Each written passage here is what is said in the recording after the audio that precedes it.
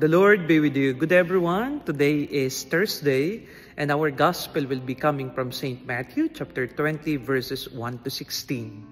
The generosity of God will never be understood if we look at generosity based on human justice. Justice would always be basically defined as giving what is due.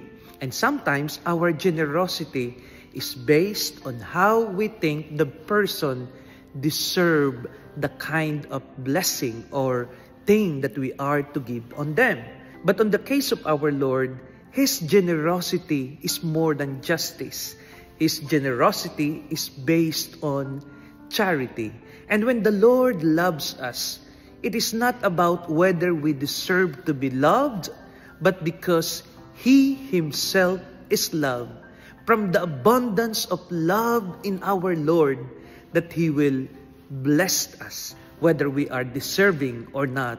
And sometimes you are asking the Lord, Lord, why is it that that particular person whom we perceive to be sinner is still being blessed? Well, not because they are deserving of the blessing, but because God is giving all of us the chances to prove ourselves. But remember, to those more have been given, more will be expected. And we who have received more, we have to make it sure that we will be responsible and we will return what is expected from us. Otherwise, as the gospel said, the first will be last and the last will be the first.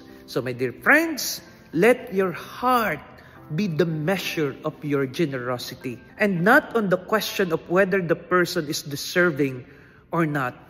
Give out of the abundance of our heart and give because you receive from the Lord. God bless.